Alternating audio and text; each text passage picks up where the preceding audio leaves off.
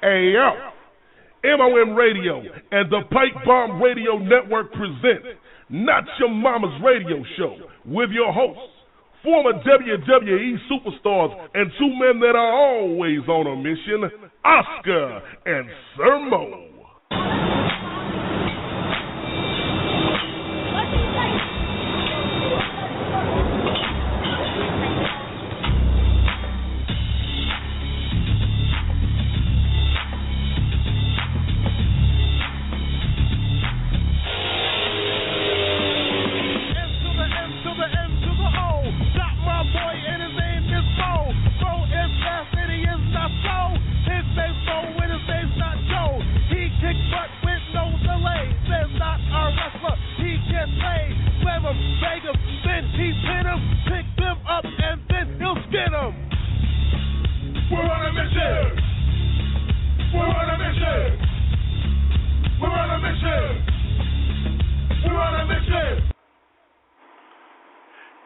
Welcome, everybody, to Not Your Mama's Radio Show, and here is your host, Oscar.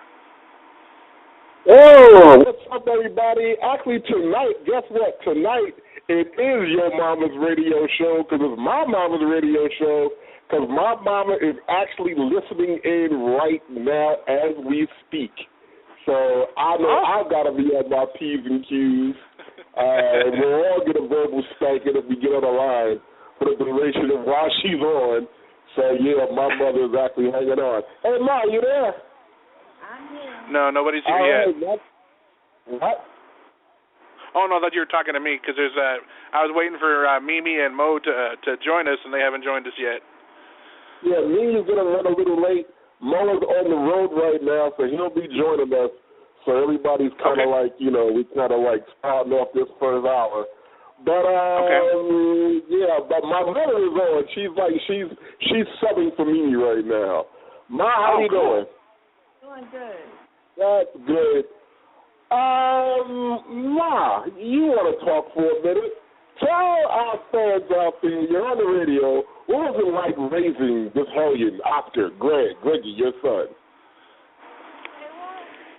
What was it like raising me?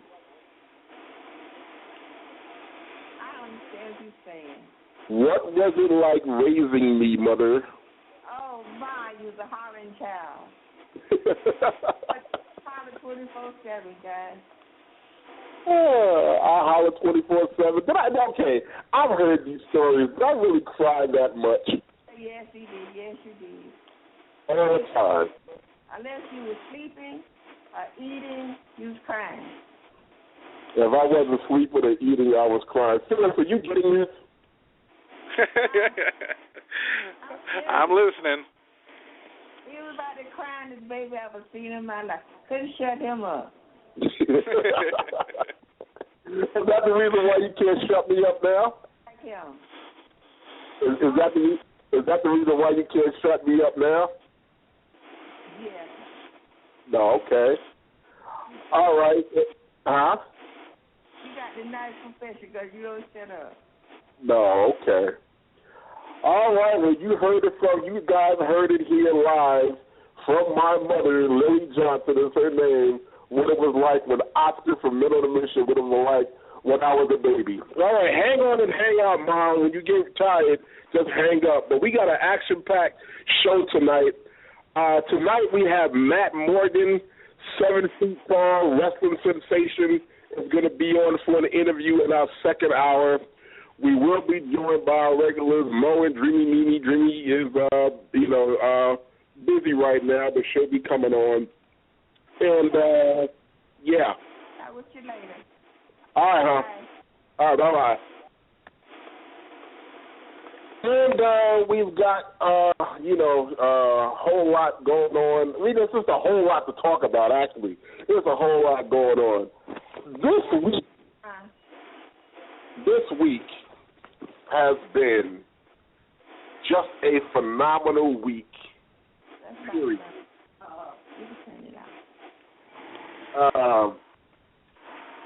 It's just been a phenomenal week. It's been one of those weeks where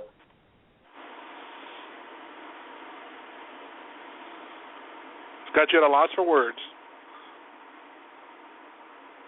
I just lost for a second.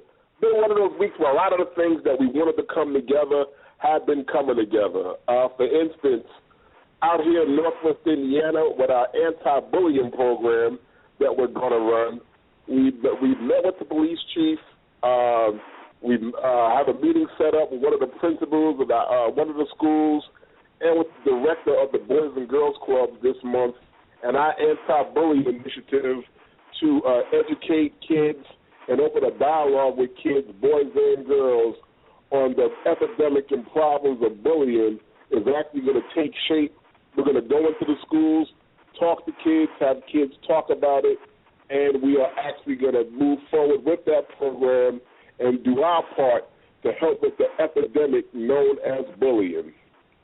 Also, in addition, if you guys remember, a few weeks back, we had sports psychiatrist Dr. David Reese on the show.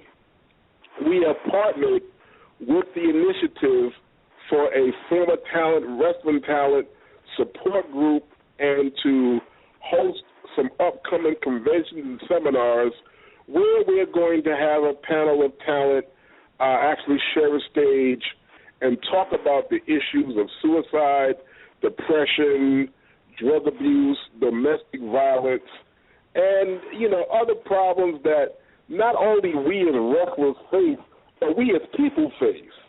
I mean, we're going to have a really positive dialogue and feedback and question and answer sessions at different venues around the country. We're putting our proposals together, lining up our sponsorships and backers and partners, and that is just moving in a direction, just going at rapid-fire speed. Everybody's excited about it. Everybody we talk to wants to get on board with it. It is just a real blessing how things are going. In addition, it's just a bevy of good news, Philip. I'm like Santa Claus tonight. In addition to that, appearances and autograph signings have been lining up. It is confirmed we are going to be a pro wrestling marathon March 6th, 7th, and 8th in Boston, Massachusetts. It's a 3-day, 4-pronged event, autograph signing and wrestling show. Mo and I will be appearing, and we're also going to be with the legendary Joseph Bruin at FanFest 5, June 27th, and that is being sponsored by the vendor Fan for Life Wrestling, Renee Baghdad, who we had on the show. She's bringing us in, and for you fans out there in North Carolina, I'll be able to confirm this on the show next Thursday, but we'll let you know if we're going to be a part of the big WrestleCade event that's going to be in Winston-Salem, North Carolina, November 30th. Negotiations are underway now, and I will let you guys know whether or not we were able to get that locked in. So hopefully that just happened for you guys, because just coincidentally, Oscar, I just wanted to throw in there, that happens to be the same event that our guest we had on this past Tuesday, Karma, Awesome Kong. She will be there competing against Lady Tapa at that same event, believe it or not, WrestleCade. Oh, I knew she was going to be there. She's actually scheduled to be in a match. Absolutely. She'll be facing another former TNA knockout, Lady Tapa, and this is going to be a battle you don't want to miss. These are some bad chicks right here. That's going to be awesome.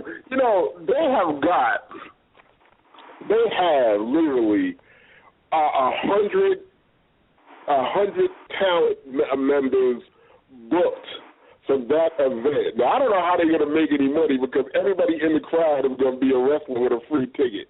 But it should be an awesome event, an awesome night, and I'm looking forward to seeing Awesome Kong in action, because she is a marvel to watch in the ring.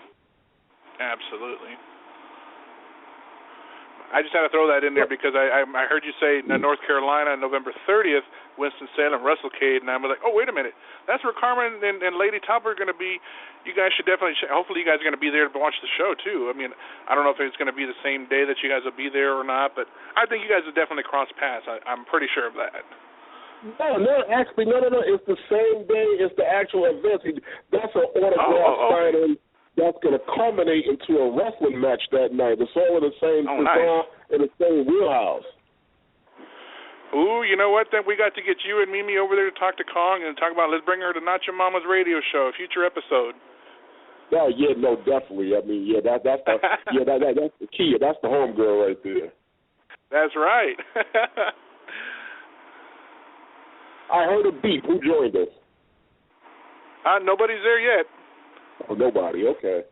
All right. So not yet. We're waiting on the other dynamic duo to join us later in the show. Yeah. You know, lateness. You know, you can't be punching your clock in late around here. They're on probation. So, you know, we can't have no raw report. We have to have a raw report this week. You know. Oh yeah, we gotta have a we gotta have a we gotta have a raw report. We need our news reporter. So what's happening with you this week, Felix?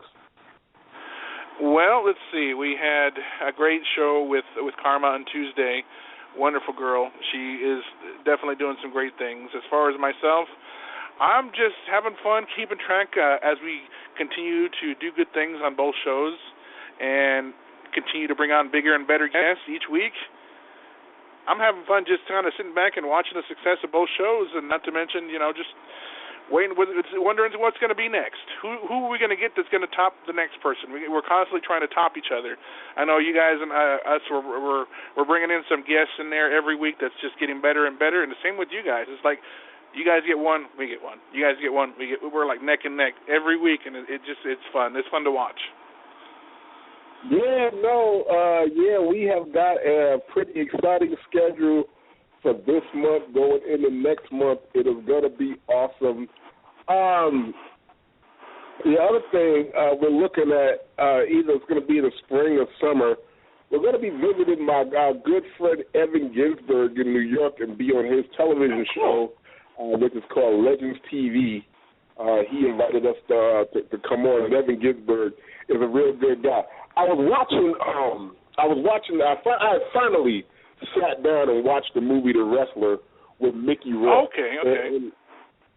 And Evan was one of the main producers of that movie. We had him on the show a couple of times, and I really didn't realize how famous he really is. But Evan Ginsberg is one of the main producers for The Wrestler, and the movie, it just touched me in a way because, I mean, it's what you go through. I mean, it's a thing where, you know, any former talent that is used to being in the spotlight and the lights go off and then they, you know, live their life, try to go get a regular job and, you know, still want to do things to be a part of the business.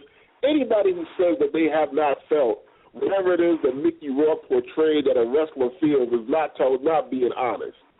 I mean, that movie really brought to the forefront what it is like when you have the spotlight on you. I mean, it's a thing that in his house, he had a whole bunch of pictures and posters where he was on top. He was almost like a Hulk Hogan, the way he was portrayed in the movie.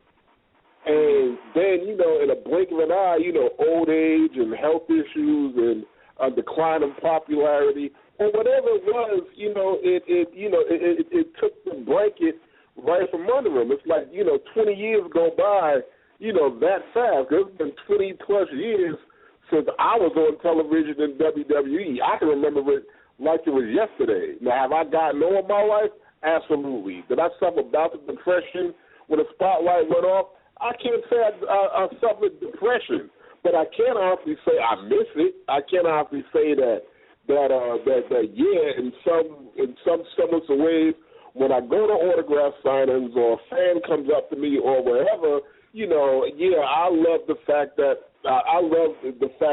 I have some semblance of the glory days. I mean, I'm not gonna lie and say that it doesn't affect me like that. But with a lot of people, it affects them even deeper. A lot of them cannot handle it when the lights go out, when the fans stop chanting your name, especially when them checks stop rolling in, and when you feel like the company that you have been a part of, that you gave your blood, sweat, and tears to help, you know, not build but keep going, you know, when you feel like that company has forgotten you, and you feel like the fans have forgotten you, people don't recognize you when you're walking down the street no more, and in order to make ends meet, you have to go and get a regular 9 to 5, like a regular Joe Blow, and you living that life, but you are used to, you know, you just it's just hard to it's not hard to explain. It's just you get kind of choked up when you think about it. And looking at that movie and knowing that, wow, you know, that is some semblance of what my life was like in some areas, you know, it really hits home for a lot of people. And I would imagine that the people who probably didn't like that movie were some former wrestlers. But at the same time, the biggest fans of the movie were some former wrestlers, because whether you liked it or whether you didn't like it, you could actually relate. That makes sense? It does. It does. I mean, you definitely can relate to the highs and the lows of any profession. If it doesn't even have to be wrestling. It can be the highs and lows of being an actor, or possibly even a performer, like a singer or whatever. You witness all the highs of the times that you're having, and the pitfalls that could happen that can have you fall down, you know, to the and. Yes, it makes sense. I'm kind of rambling there, so I'm just going to say yes, it does make sense. No, it's okay. I mean, it all goes when you look at the psychology of it. You know, and piggybacking off your point, when you look at let's take the show Different Strokes, and you take Todd Bridges and Dana Plato. Both of them, after that show years later, they had a downward spiral in life. They were kid actors. That was the world they knew. Now, when it was over and the acting job wasn't coming and they had to live a regular life, I mean, Todd Bridges went into a life of crime. I mean, drugs and sticking up. I think he stuck up a pharmacy, and whether Dana Plato went and robbed them. I mean, whatever it was, both of them had, you know, a violent crime with a gun and certain things that went on. And the point I'm making is, I mean, you know, it's like, how do you go from that to this?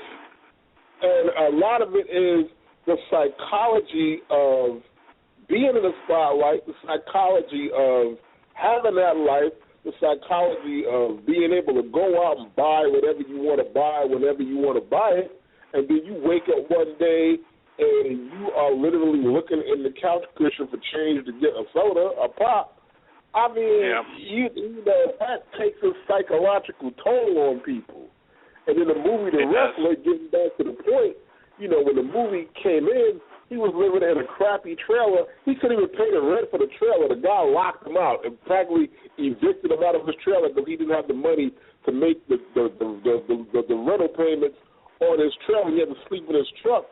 I mean, you know, I mean, if that's how life is, if that's how life was, and you're kind of used to it, and that's the way things are, then you can kind of deal with it. But it's just like a kid growing up, and he's a billionaire, and then one day he wakes up and he's penniless.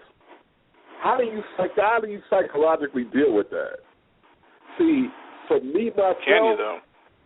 I've had a blessed life, and the reason why I've had a blessed life is because I grew up without. I grew up in the projects of Brooklyn, and later on in life, I came into money by various work and various ventures and stuff that I did, and then it went back to, you know, basically when the spotlight was off and life got ordinary, and I got back to being like broke and poor.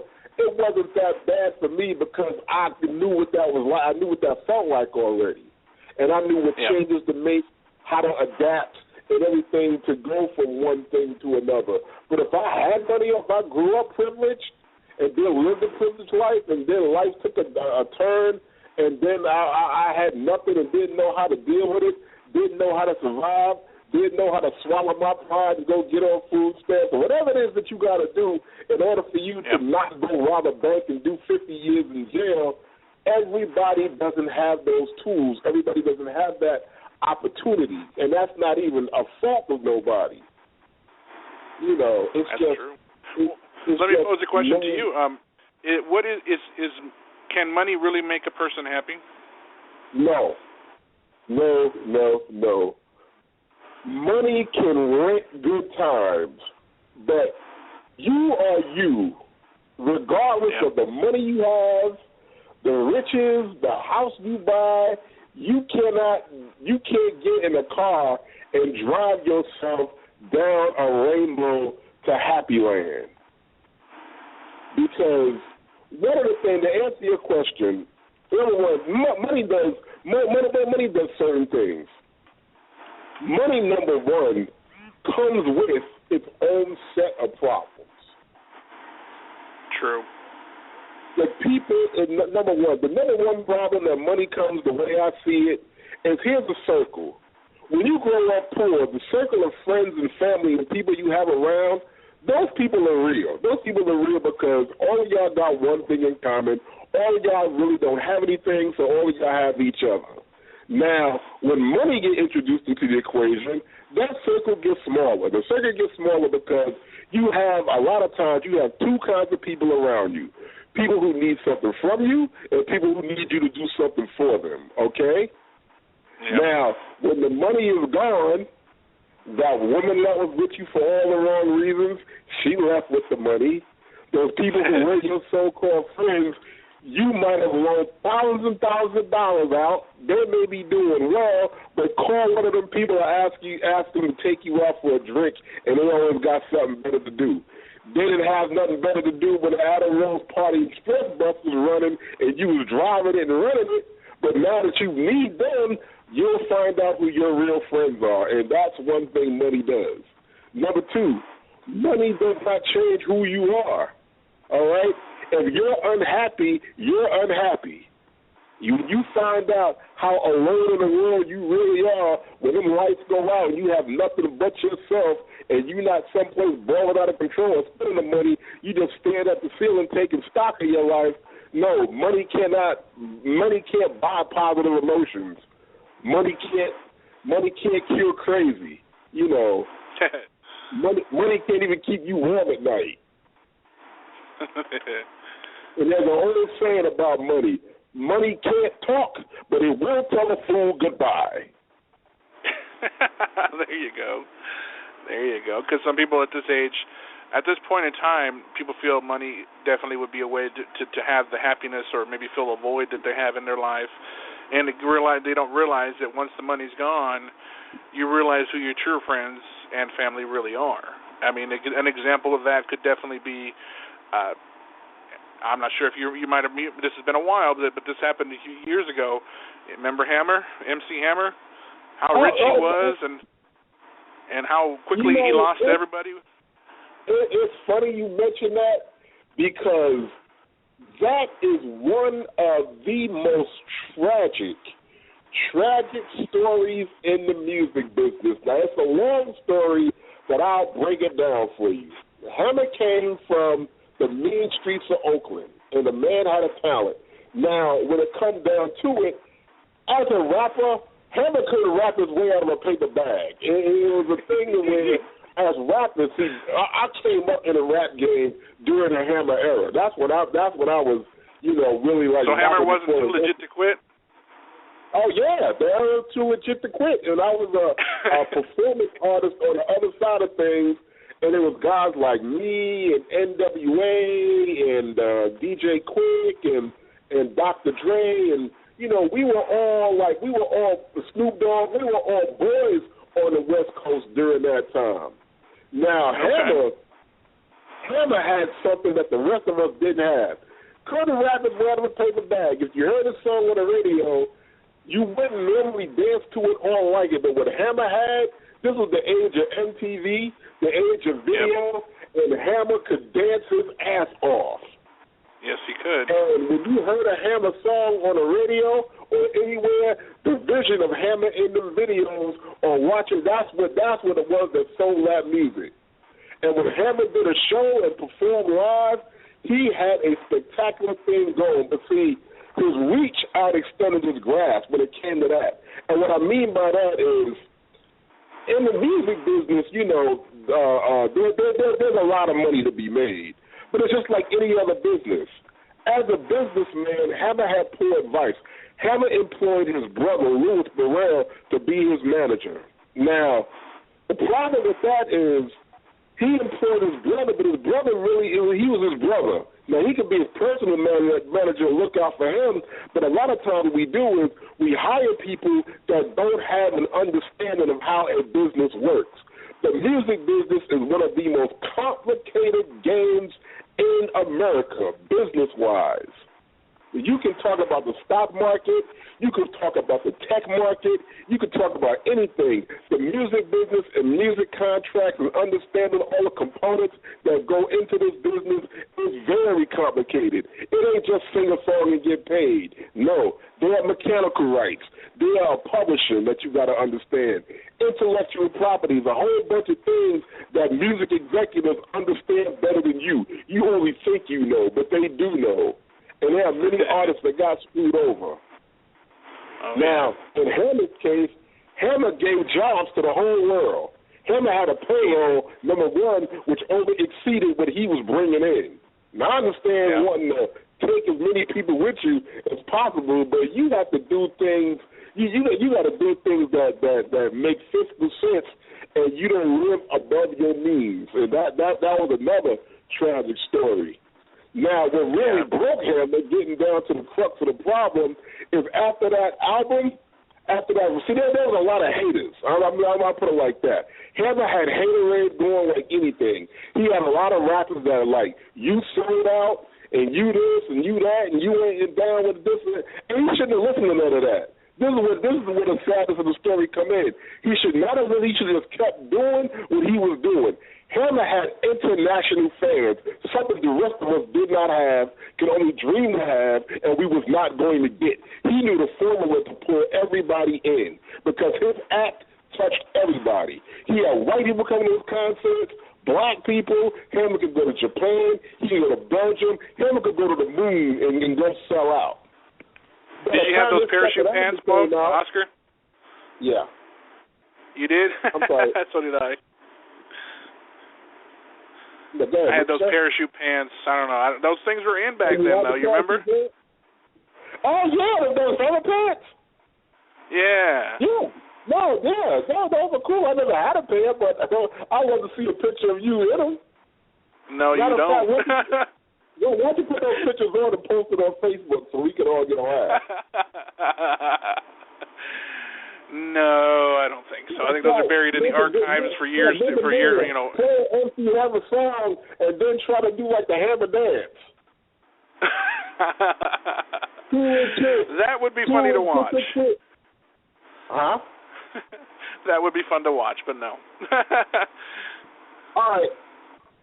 So Hammer goes and he listens to voices like Suge Knight and some other people. By the time his second record came out, his second album, that wasn't even Hammer no more. Hammer tried to be something he wasn't, and that was pretty much a decline. That factor to poor money management, that marked the end of MC Hammer.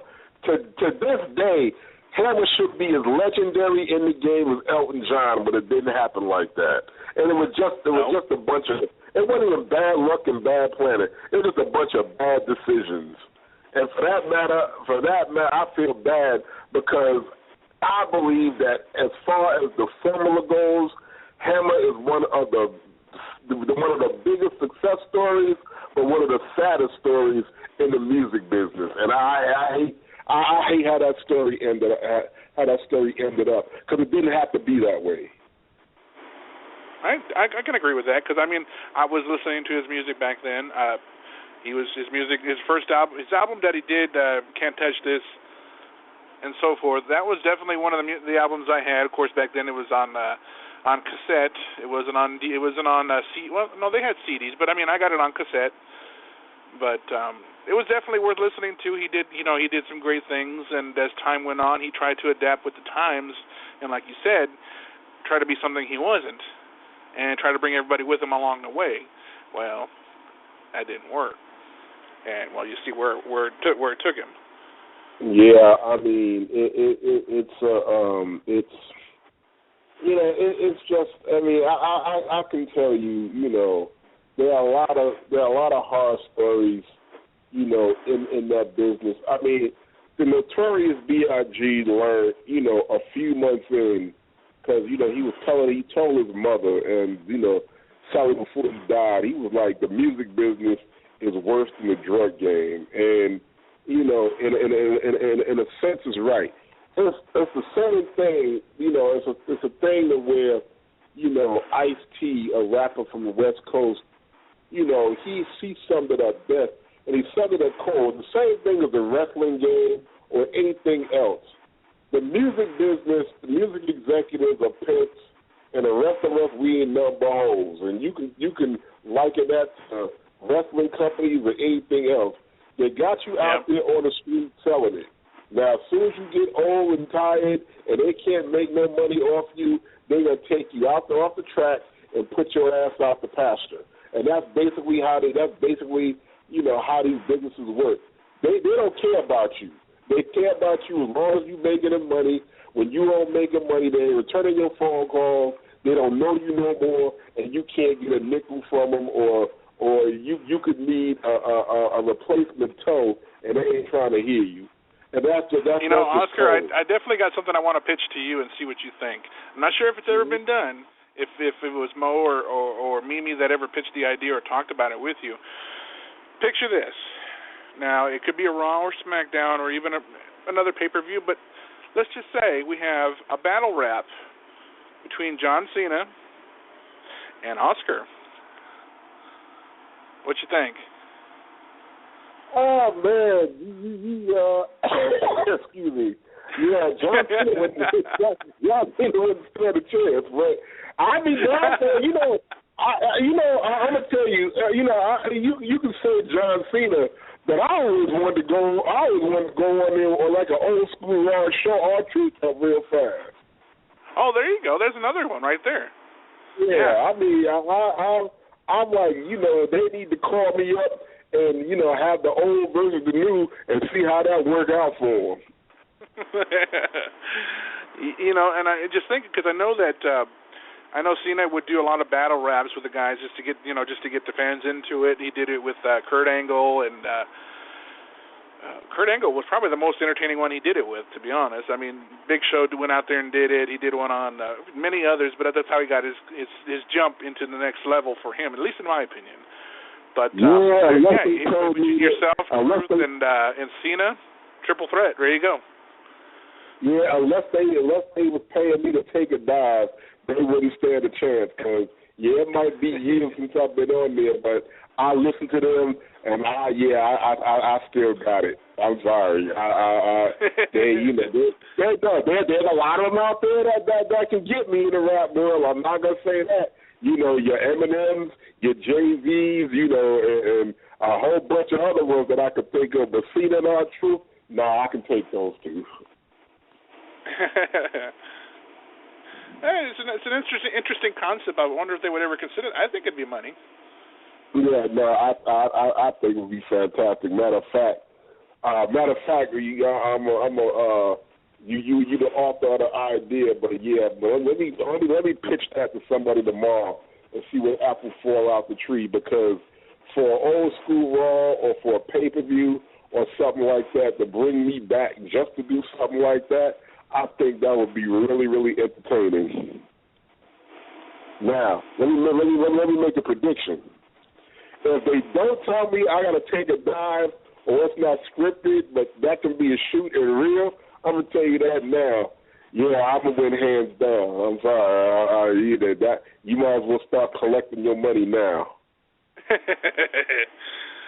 I think it could work. I mean, I know people still like that stuff, and I think they get entertained by the battle raps, you know, clowning on each other and having fun, whether it be, you know, like an old school Raw, and I think it would work better in an old school Raw. Yeah. Let me just say, I hope they pick a better location to do it, because, no offense, they've chosen some of the worst locations to do these old school Raws, and we're a moment where I would sit there and you would think the normal fan would sit there and pop. The crowd was completely dead. It was horrible. It was bad. They didn't know none of these guys, and it was sad because I knew everybody on there, and I was like, oh, wow, check this out. You know, we see Chavo Classic, you know, Chavo Guerrero Sr., you know, or we see, you know, Sheiky Baby and Nikolai up there, you know, or even Piper, Orndorff, NWO guys, you know, when they did the birthday party for Hogan. You know, these guys were big names, and nobody seemed to give a crap. Yeah, well, see, and it's a shame. You have a whole brand new generation of wrestling fans that only know this generation actually going to the live shows now. Number one, I mean, yeah, and see that's largely that's largely the fault of the product. You know, the old school fans and the fans that have come up with wrestling, they've gotten so disillusioned by the direction the product is going in that they don't bother to buy a ticket to go see this stuff no more. The people that go are people that don't know no better. These are people that are new fans. They think this is what it is. You know, they're used to the current roster. This is who they want to see.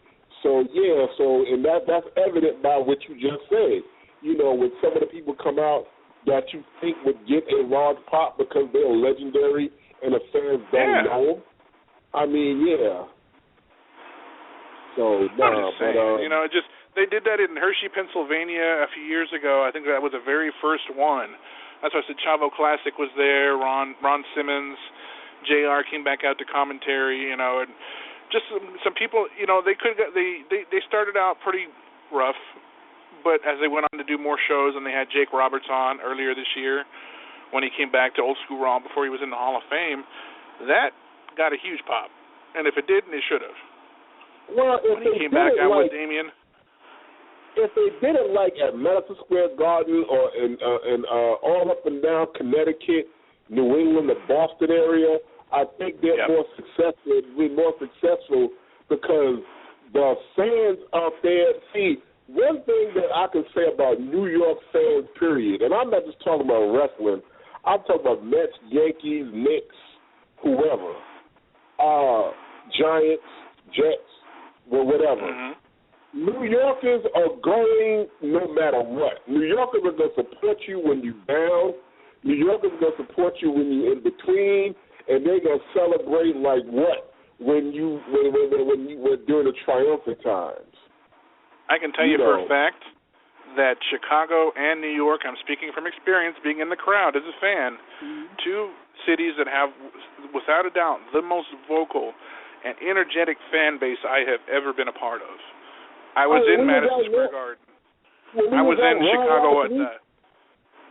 I'm sorry? When we was at Raw last week and Hogan came out, they stood in their feet before Hogan came out. When Hogan came out, he got a huge pop. And I'm saying to myself, now that is respect. Yep. Hogan is still a big name, you know. Hogan definitely can get a crowd going no matter what age he is. And I wouldn't be surprised if somewhere down the line the WWE might fathom the thought of allowing Hogan to have one more match. But from what I've heard, now this could be wrong, and if I'm wrong, I'm not afraid to admit I'm wrong. But I've heard since Jerry Lawler had his heart attack a few years ago on TV, they've been kind of reluctant to let some of the legends actually mix it up in the matches. I don't know if that's 100% true or not, but that's what I've heard. Which is probably why they didn't allow Hogan to do anything, or Piper, or Flair. That could be true, but that's also the reason why, you know, they have those ironclad waivers that everybody signs. You know, so in case something does happen, you know, they're hold harmless, you know, of that situation. And I mean, you know, a lot of the old timers compete in other places. So, yeah, they do. You know, and if anybody's legally protected against anything, see, the WWE just don't have lawyers. They have a whole legal department. So believe me, they cover their bases on everything. Yes, they do. Yes, they do. They're no dummies. They know they've got to watch themselves on every step of the way because nowadays everybody is very sensitive about anything that can be said or done. About anything, about any topic, about any star, people are complaining and saying they should know better. They shouldn't have this. What's wrong with WWE? I mean, damned if you do, damned if you don't. Excuse my language, but nowadays they can't please anybody. Everybody's got something to say. Bad, and that's not good. Well, see, when you talk in 20, 30, even 40 years ago, when the company was self-contained.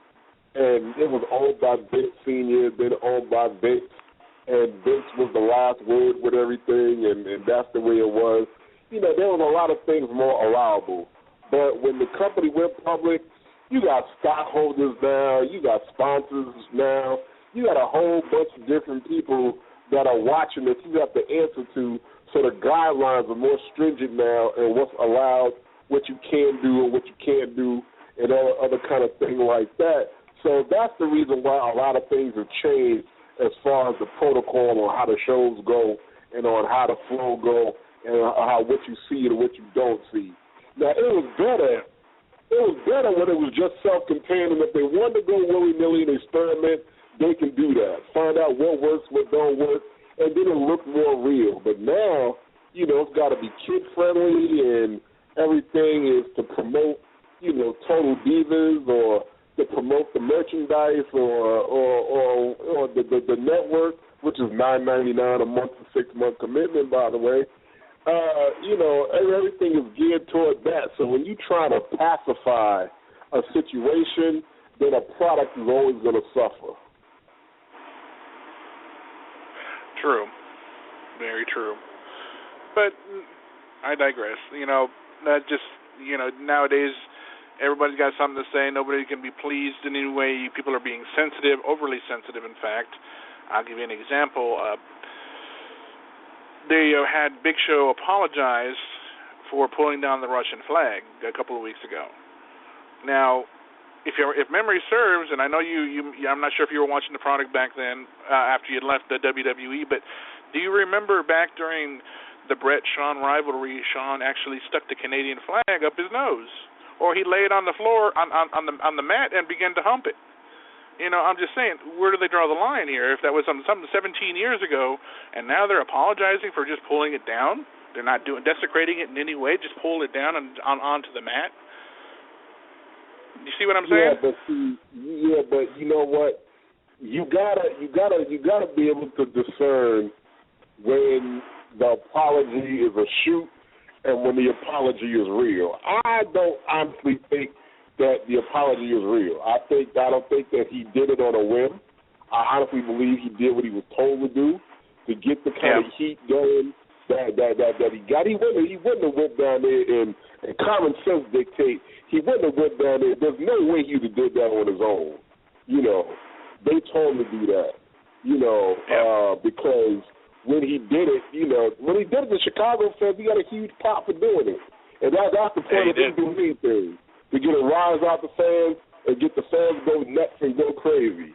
So he, you know, and you know what? It's not even a matter of them caring what the Russian people think or making Vladimir Putin cry or whatever, because we done had international rivalries in wrestling since the cavemen were wrestling. That's what the whole Ivan and Nikita Koloff thing was all about. That's what Sergeant Slaughter was about. You know, USA. I mean, you know, I'll put it like this. If they really want him to apologize for pulling down that flag, they need, the Rusev and Lauder need to apologize for everything came out their mouth. True. Zed Colter need to apologize for his Grand Wizard of the Ku Klux Klan type rhetoric over the past 7 to 8 months. Yeah. You know, so I mean, you know, you can't have an omelet without breaking some eggs. So I mean, yeah, people got offended. If you want to pacify people that got offended, just like you said, that is not the first time that a flag been desecrated on that show. Nope. That's very true. You know, I think the times have changed. People are more sensitive now. You can't do this, can't say that, can't do this, can't be that. I say, you know what, if it works on television and it gets a good rating, I mean, I know there's obviously boundaries they got to watch for their sponsors and so forth, but I mean, keep it within the boundaries, and people will still get a kick out of it. If you make it too bland, they're going to complain about it. But if you make it overly done, they'll say, no, but I would have done it this way, and all of a sudden everybody's as a critic and knows what they should have seen or what they would have done instead of what WWE did. You know what? That's something. That's something that I really fail to understand. I don't know why, as time goes on, people are getting more sensitive about stuff because they're less sensitive about. I mean, the gore that you see in movies or on television, they're pushing the envelope when it comes down to that. There used to be 7 dirty words that you couldn't say on TV. Now there's like 2. So, who decides? It's like we sensitive about this, but we're not sensitive about that. We didn't accept homosexuality. That was almost the norm. There's nothing wrong with that, but I'm just making a point. The things that we were sensitive about 10, 15, 20, 30 years ago, that's like modern behavior today. That's fine and dandy. But when it comes down to... I think you're joined by Miss Dreamy Mimi now. Hey guys. When it comes down to certain things, it's like we going backwards. I mean... Yeah, you're right. Yeah, they're sensitive about him pulling down a flag, but at the same time, these other idiots can spew all the anti-American rhetoric that they want to spew. That Canadian idiot, Ford, he can say anything about anybody he wants to. They televise that on TV, and everybody thinks that's funny. Where's his sensitivity training? If they said him, they ain't made him shut up yet. True. Speaking of that, I say if we should try to at least make it a point, just since we're on the topic of something like this, because he's such a high commodity to get, and I think you and Mo would have a great time chatting with, would be Sheiky. Bring in Iron Sheik. Sheiky baby. Oh, yeah, no, definitely. He made a video called the Iron Sheik on a Mission when he was sitting down rapping some damn way. I want to definitely ask him about that. But anyway, there she is. How are you, Dreamy Me? You missed it. Your mom-in-law was on. I heard. She was? Yeah. She was on, wait, let's see. What did she say, Felix? She was talking about me when I was a kid. What did she say? Oh, she said you were a handful and a half, and she didn't know what she was going to do with you, and, you just wouldn't be quiet. She said, I cried and cried and cried and cried as baby ever. All right. You have your WWE report? Well, we can do that before we bring Matt Morgan on because I don't know how long he's going to stay on second hour. You want me to do a commercial before we do that, or? Yeah, we can run to a commercial because I've been blabbing so much I need water. All right. Be back in a moment, guys.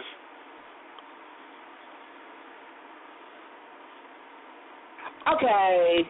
This is Dreamy Mimi, and I want y'all to listen to my WWE report every week on Not Your Mama's radio show. I come on every week, about 9 o'clock or whenever they get us together, because you know how guys are. Not Your Mama's radio show. When you hear me relating to Oscar, sometimes when he gets to talking crazy, I either ignore him or I say, whatever, man. But it is Not Your Mama's radio show because your mama don't need to know everything going on up in here. My mama actually loved Oscar. My daddy, not so much. I think he would have hit him in the head with a tire iron, but that's another story. But every week, Dreamy Mimi, Not Your Mama's radio show, the WWE report. Okay, so I looked down at my feet and looked at here. My corns have got corns, my blisters have blisters, and my bunions have got bunions. The ugliest thing even I've ever seen. And the swelling. What can I say about the swelling? I went to the beach and I stepped in the sand, and some wise-ass kid wrote Bigfoot was here. They're not even footprints. I've got dinosaur tracks in the sand. I went to my nephew's 8th birthday party, and they thought I had clown shoes. But they weren't clown shoes. They were my bare feet that were that swollen. I go to a podiatrist. He looks down at my feet, and his medical opinion is one word, damn. As he fainted, I left. So I go down to Freeman Foot Care. Dr. Freeman looks at my feet. She gives me the right medication. Now I'm shuffling off to Buffalo. Freeman Foot Care, where the moral is they know what the hell they're doing. Freeman Foot Care, with locations in Griffith, Indiana, and Gary, Indiana. And now for today's top story. The Boyardee of War, Mankind of the WWF, has invaded New York. Please be on the lookout. His intentions are unknown. Have a nice day. He never goes anywhere without his Chef Boyardee overstuffed beef ravioli, and his call is unmistakable. Beefy. The zesty hearty goodness of Chef Boyardee definitely feeds the need. It's the perfect ravioli for all mankind. All right, we're back. Enjoyed the commercial break there? Not so much. Felix, that dream spot that I did, we can't run that no more. I got in big trouble by that last week, and forgot to tell you to scratch that off the commercial roster. Okay, not a problem. It will not be played again. All right. Thank you. To all her fans out there, here she is, this Stevie one, Dreamy Mimi with the WWE report. What you got for us this week, hon? This is your WWE report for the week of October 1st, 2014. Total Divas continues to be a hit on E! Airing Sunday nights. This past week brought a staggering 1 million plus viewers, making it one of E's most popular shows. But the fans seem frustrated with the lack of cohesion between the storylines on the show, contrasting to the in-ring action seen weekly on current WWE product. With the shows being taped months prior, connecting the dots seemed more of a challenge each week. The relationship between Natalya and Tyson Kidd, the rivalry between Brie and Nikki Bella, and the meltdown between former Funkadactyls Cameron and Naomi. All cry out, please, make some sense. Hopefully it'll all come together. Dolph Ziggler had a major mishap this week with his travels. The airline, whose name we will not mention, seemingly lost a part of his luggage. In this particular bag was his coveted Intercontinental Championship belt. But my question is, why can't they lose something we'd enjoy seeing lost? Namely, that annoying Money in the Bank briefcase. Speaking of Dolph, this week on Raw, he teamed with the Usos to go up against Cesaro, Stardust, and Goldust. The former tag champs and Ziggler pulled out a win, thus signaling that the Usos may be getting a rematch for the tag straps in the future. And the Big Show has been sidelined after his antics at Raw last week in Chicago by pulling down a Russian flag. He has been ordered to sensitivity training by WWE officials. Bo Dallas once again beats Mark Henry by win of countout. Mark continues to be on a losing streak, but I fear for the WWE locker room when he gains his composure, he will reopen the Hall of Pain, with Dallas being the first of many victims. You can believe that.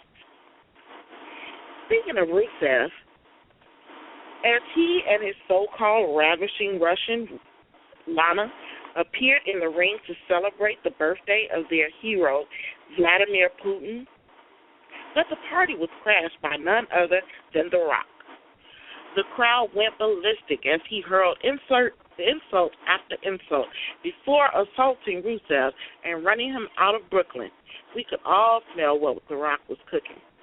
In a match with Rollins, Orton, and Kane, it was supposed to be John Cena teaming with Dean Ambrose for the matchup, but Ambrose decided to hop on the subway and head to Coney Island, leaving Cena holding the bag.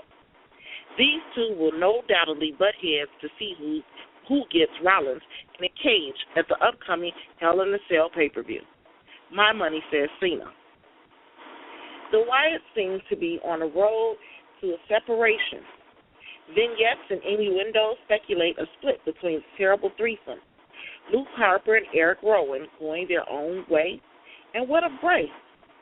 Rumor has it he may be looking to recruit the Ascension, the NXT Tag Team sensation, to be his new henchman hit squad. We will see how this plays out. Speaking of rumors, it appears that the likelihood of a Stone Cold comeback is imminent. and some say it will happen January of 2015. And finally, look for the Not Your Mama radio show crew on tour this upcoming summer in selected cities, broadcasting live and greeting our fans and friends. We will let you know the cities to look for us in. This WWE report was brought to you by Hell in a Cell, showing Sunday, October 26th, and Whitaker and Company of Gary, Indiana. I'm Dreamy Mimi for Not Your Mama's Radio Show. And to add to the WWE report, we want to say a happy birthday to the living legend Bruno Sammartino, celebrating a birthday this week, and send best wishes to superstar Billy Graham, who has been hospitalized with an illness. Two of the people that inspired me in this business that I watched as a kid coming up and enjoyed the match, except the one where superstar Billy Graham beat Bruno for the title in Baltimore back in the 70s. It was a devastating thing to a lot of wrestling fans back then. But a shout out for both of them. You guys have really made my life, really, really good, and been entertained by you both. So, Dreamy, you were at Raw last week. We were talking about this earlier. How, in your opinion, did the Chicago fans act throughout the show? Were they really energetic and excited? So? The Chicago still, like fans. I said, I can't. I said, yeah, I think so. It's still, okay. Hello? Yeah, go ahead. It still amazes me, though, how the people still chant for CM Punk. Yeah. I mean, it doesn't matter who's out, who's coming out, who's out there. They just at random just start chanting CM. Yeah, I mean, yeah. But, my thing is the overall, like we were talking about, no matter, we were talking about the way fans really don't pop at Raw. So a lot of things is going on, but in New York and Chicago, they're really energetic. So I'm saying, the pulse of the show, basically the fans keep their energy up. We just lost Mimi there. Oh, okay. She'll probably call right back. All right. So the fans kept I think they kept their energy up pretty well, through that whole thing. So did you happen to hear about their supposed rumor that TNA had offered a multi-million, well, not even multi-billion, they're not that rich, but a large, really, really large, big bucks type of deal to CM Punk to come work for them? I've been hearing reports of that this week, but I also heard that he turned it down. No, he's not interested. He worked there briefly in the early years, and I'm talking 2002, 2003 time frame. He worked with them when they were out of Nashville. Well, they're still out of Nashville. But anyways, the early years of TNA, Punk was a part of the company. But now, see, that would be almost a step down in a way, because right now, until they actually get a secured TV deal, and I think that's one of the reasons they're trying to pull Punk in, and Punk's he's just not having it. Right. We'll see where that goes. But I don't expect to see him in TNA. I really don't. I mean, and Mimi's back. All right. I expect to see him. I mean, I'm thinking that maybe after a year off or something like that, when the money starts getting low, or just when he's rested up and mentally in a bad taste of whatever went on at WWE washes out his mouth, and he just got a breath of fresh air. I expect to see CM Punk back somewhere, because he's too young, got too much talent, and way too popular to let it all go right now. Very true. And by the way, just a quick mention too, also somebody who was celebrating a birthday today, the late great, the legendary WWE Hall of Famer Eddie Guerrero. All right, Eddie. Happy birthday, baby. Just thought to throw that out there as well. I'm sorry. Yes. Go ahead. I'm sorry. To you, Chavo, Juventud, Vicky, and your whole family, much respect. You brought a lot to this game. Another inspiration celebrating a birthday. Eddie, we miss you, and another one going too soon. So, Dreamy Mimi, CM Punk, is he going to make a comeback in wrestling? What you think? I don't think he'll come back to wrestling. I I don't know if he'll come back to WWE. I don't want to say he won't because, I mean, you never know.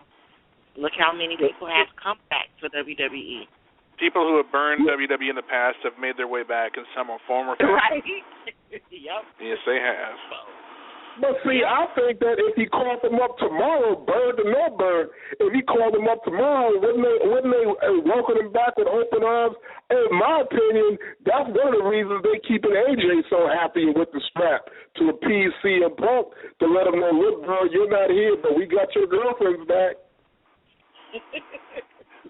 Hey, Oscar, Mimi, I just want to let you guys know that we do have the one and only Mr. Matt Morgan. I'm gonna bring him on live here when you guys are ready. You guys ready? Oh, yeah, we ready. Here we go. All right, he's live with you guys now. Mr. Morgan, welcome to Not Your Mama's Radio Show. This is Oscar from Men on a Mission. How you doing, man? I'm doing great. How are you? How are you guys? Oh, we're doing great. Joined by the co-host, our news phenomenon, Miss Dreamy Mimi. Say hello to Mr. Morgan. He's 7 feet tall, so say it even gently, with respect. He's 7 feet. How you doing tonight?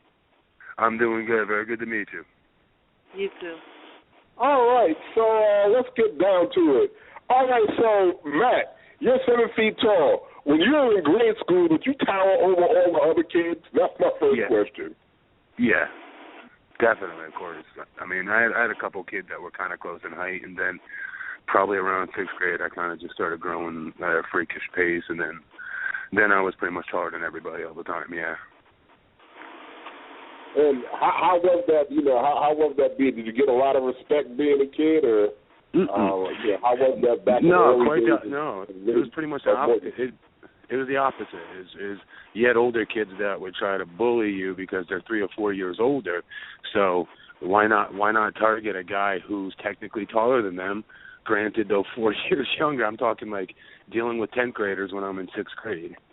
Wow. So it worked both ways. Because then the kids in my grade, you know what I mean, would see that at least I'd be willing to fight kids that were that much older than me. Not that I had a choice. And then, but so I get respect from them, but then the older kids would kind of be little haters about it. Right. All right, so fast forward, years go by. Take us through the wrestling career. Who were some of your trainers? How did you break into the business? Was it a childhood dream? Or tell us about it. I mean, just pretty much like everybody else. I watched it since I was a little boy, obviously since like I was 5 and 6 years old. Andre the Giant, was the first major star I really recall looking like really like worshiping and idolizing. Then obviously switched into Hulk Hogan, and then as I got a little bit older, more so Undertaker. But like when wrestling got went through that kind of corny spell where like nobody was watching it, and it was in between that cartoon era wrestling and then the Attitude Era, I still watched it. You know what I mean? I never stopped. And so basically, though, you never really think you can become a wrestler. There's really no like where I'm from Fairfield, Connecticut, where people mostly play traditional sports: basketball, football, baseball, hockey, things like that, and pro wrestling ain't on the menu when you go to the boys club. So pretty much I played basketball and football all through high school, all through college, and around the college time is when I really started, going online and seeing that there were some wrestling schools and things like that. We're talking back in 97, 98. So so that's how I kind of transitioned into, not wanting to play professional like a football or basketball per se, and looking into wrestling a little bit more seriously. And every time I'd call a school, like no one would believe I was 7 foot, 382 pounds, because I was kind of fat at the time. And people kept hanging up left and right. No one would believe it. And they'd be like, you know how many times, kid, I get a call with somebody saying that they're 7 feet, call me when you're serious, and they hang up. And I was all the way out in Hawaii at college at the time, so it wasn't like there was this bevy of wrestling schools there to choose from. This was me calling like the Monster Factory up in Jersey and places across, the mainland, all the way far away from Hawaii. So, long story short, saw an ad on TV for Tough Enough, and I went in, tried out for that, got picked for that. The second one that was on MTV, and then that's how I got started. Okay.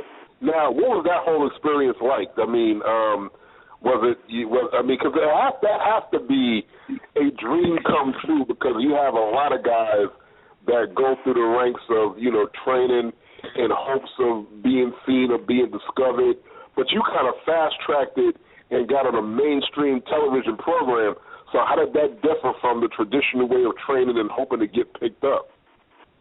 Well, for one, you don't get screwed over as far as you have a crappy trainer who's just looking to take people's money and then not really teach you anything. Nowadays there's better trainers out there, but back then the trainers were very scarce that were legitimate trainers. Because we're talking right around the Attitude Era hit, right? So wrestling was super hot, and everyone and the mother wanted to do it all of a sudden. That means everyone and the mother wanted to open up a wrestling school and call themselves a pro wrestling trainer. Mm-hmm. So, you know what I mean? So I think, if anything, I went right to the source. I'm from Connecticut. I was at Titan Towers. I was working out in their gym with a friend of mine who writes for the Raw magazine at the time. And I asked Vince McMahon straight up. I said, look, I want to be a pro wrestler. What is it I got to do to become one? And he gave me Jim Ross's contact info and Tom Pritchard's contact info. And then from there, basically we worked it to have me audition for Tough Enough. And then that's how I started. So. Wow, okay. All right, so you're on Tough Enough. You went through that experience. What was the very next step after that? I was way too heavy. I tore my ACL, and about mid-show, they sent me home because I couldn't continue. I screwed up my knee. I needed surgery. Right.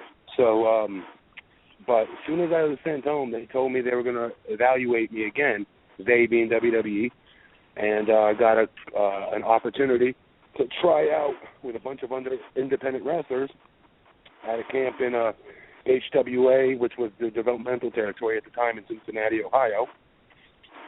And from there, basically, all I had to show them is I could walk and chew gum at the same time, really. Because I was greener than grass, so what was I really going to show them? I had never had a match.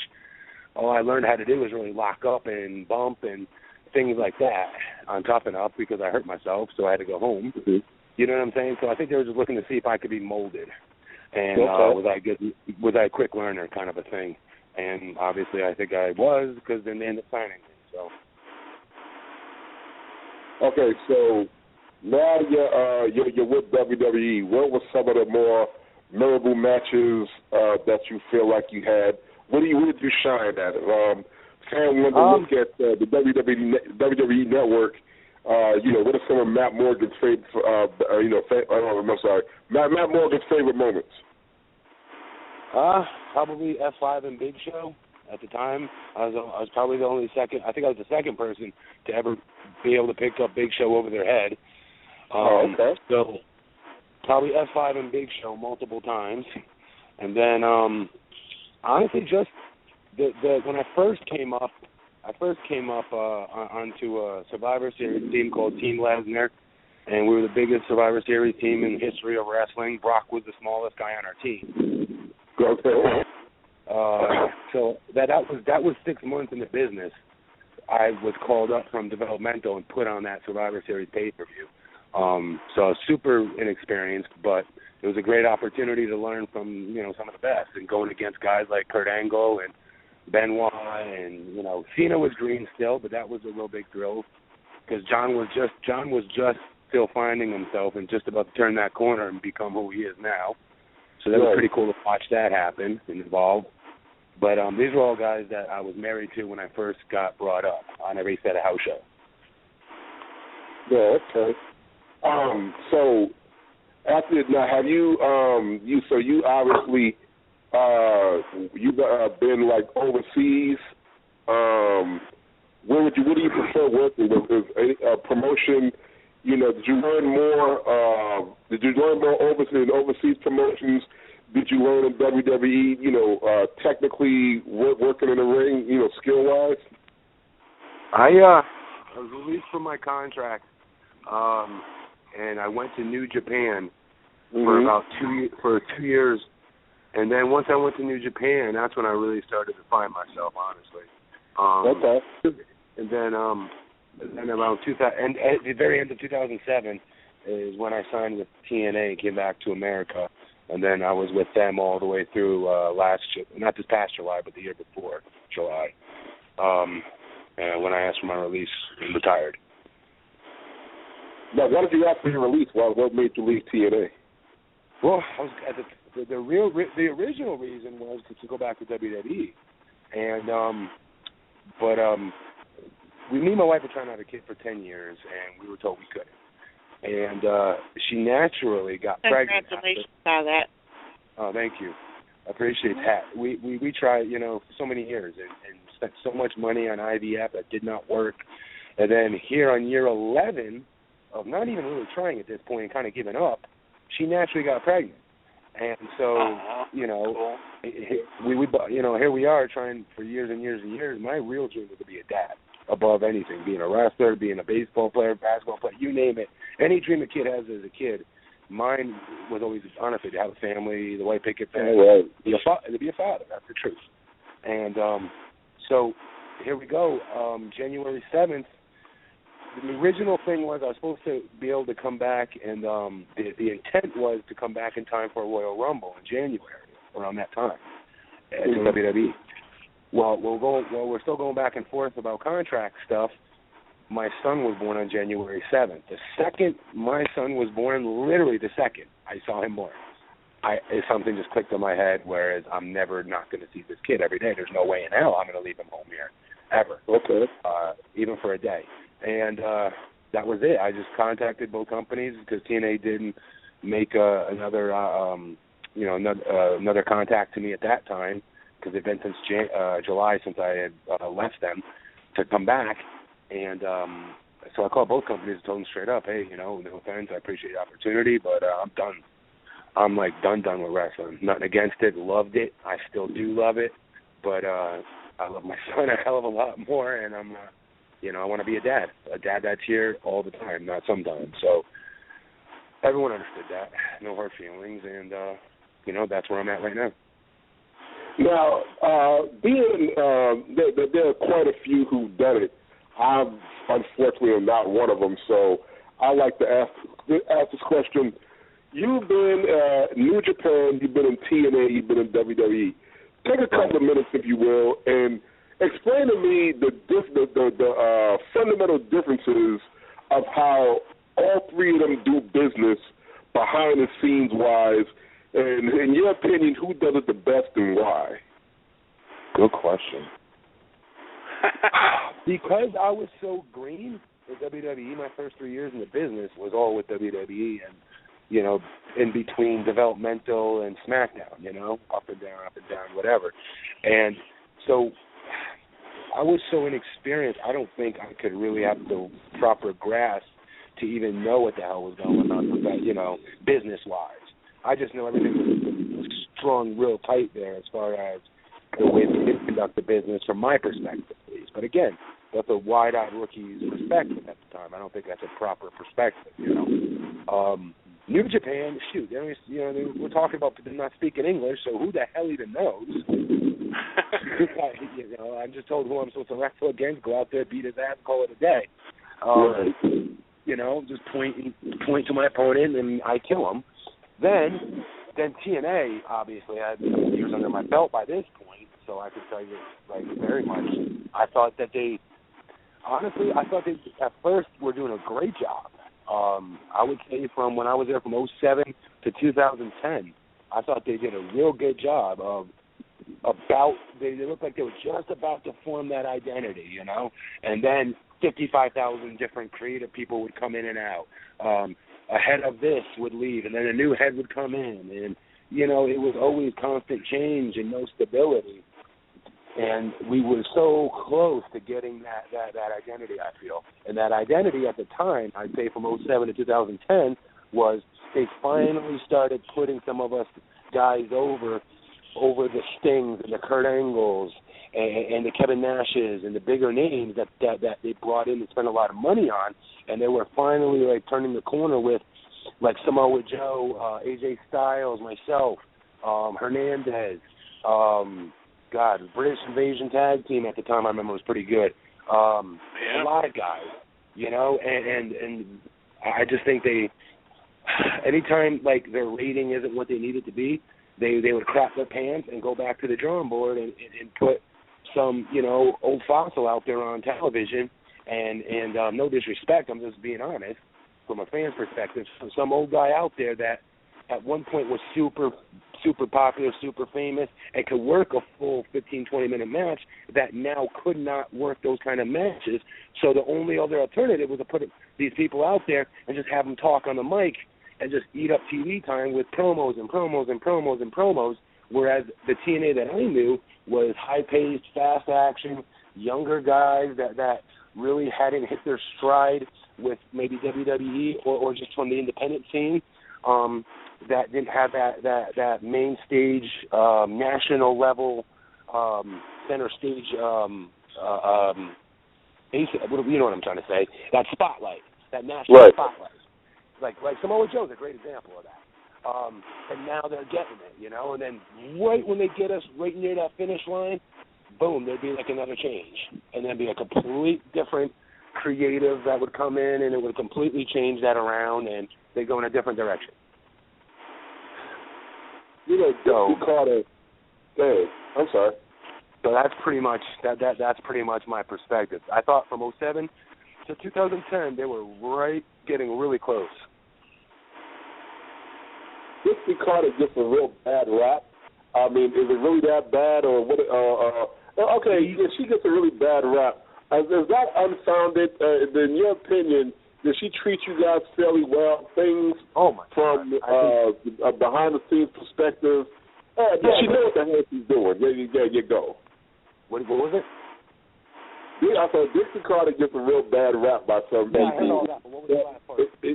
In your opinion, does she know what she's doing? That's a whole different question. You're leading me into the question with hey, what kind of person is she? Is she a nice person? And into this, you know what she's doing. You know what? She's a wonderful person. Quite honestly, anyone I've ever met in this business that I had as a boss cannot even touch her with a 10-foot pole when it comes to being somebody that actually legitimately gives a shit about me and cares of not just me, all of us. This woman flew me and my wife out to Nashville when we were struggling to have a child to try IVF out in her direction, because she herself, you know, had went through some trials and tribulations of trying to have children early on between her and her husband, you know, and she didn't have to do that, and she did. She fit the bill the whole nine, and she would have done that for anyone on that roster. And that's the kind of person she is. So you're never, ever going to hear her say to me, I'll never say a bad word about her. She's like family to me. You know, I don't work there anymore. I mean, I got a lot of love for Dixie. Consider her family. Okay, that's good. All right, and this is my blanket question I ask everybody every week. The WWE product today, you've been paying attention, and if so, what do you think about it? What do they have to do to tighten things up? What would it have to be? I'm so sorry. Say that again. I'm sorry. Okay, the WWE product, do you watch it today? Yes. And in your opinion, what's the problem? What's the problem? Yeah. I think right now they're on the right path, if anything. I think they are. I think the younger guys like the Reigns, even though he's hurt, you know, Seth Rollins and the guys like that, I think they're going down the right path because the business has changed. The business is no longer guys like myself, guys that are, you know, walking action figures, comic book heroes. That's not what wrestling is really about anymore. Now it's more about the in-ring product, and you got to be able to go and just be able to keep up. And I'm not talking about just doing spots for the sake of doing spots, but there's a certain intensity and there's a certain work rate now that's finally made its way to Raw. And a lot of it's because of those NXT kids that finally come up to the main roster, and the former Ring of Honor guys as well, like the Daniel Bryans and the CM Punks before he left, you know. And I think they're blending them with the right characters, the Kanes, the Ortons. You know, I think it's a good blend because those are the household names after all, and that's where the rub is coming for some of these younger guys, like a Roman Reigns who now is ready to eat the world, you know. So I think finally, if anything, they're on the right path.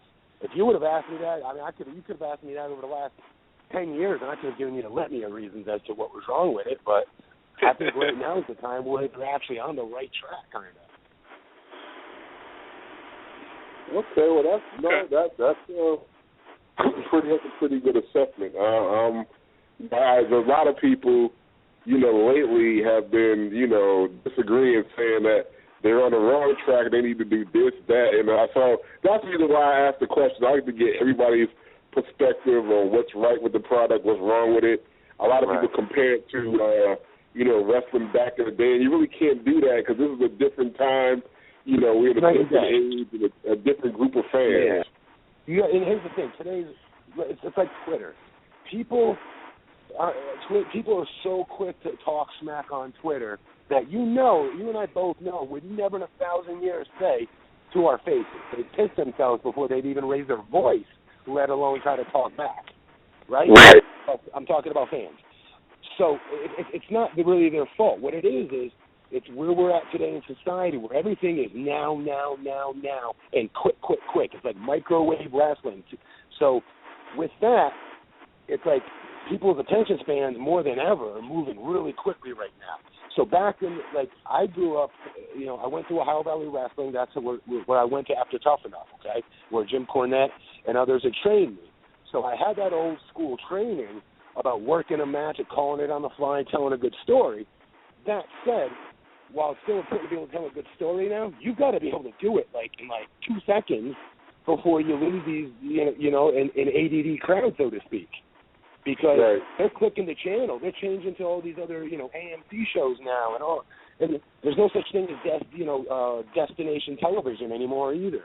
People are watching things now on iPads and their phones. Like, I watch the crap out of the WWE Network on my iPhone. I don't even think I watch it on TV anymore. And I know that's the way the fans are. So because of that, I just think that it's moving at such a fast, rapid pace that people are so quick. It's an easier access for fans and people to say what's on their mind immediately versus back in the day, the only time you'd see a fan's reaction to something other than at the show, by hearing them boo or cheer, is through the readers at a PWI magazine. You know what I'm saying? And we're talking about maybe 6 letters a month, 12, 14 letters a month maybe, versus there's Twitter, and let's say I have 60,000 followers. All 150,000 of them, within 1 second, could say, "Hey, Matt Morgan, you suck." You know what I'm saying? And I think that the accessibility to be able to complain about something is so much easier and so much faster right at people's hands right now. So I think a lot of that changes people's mindsets on how this business is either doing or it's not, or how well it's doing or how it's not doing. At the end of the day, are these arenas full? That's where I think the almighty question needs to always come down to. And I don't know, but when Daniel Bryan comes out, that dude gets one hell of a reaction. He was packing him in the stadium until he got hurt. You know what I'm saying? So that's the end-all, be-all judge I'll use. Are they drawing on houses? Yeah, the fact that Bryan did get hurt, and I can't help but think this.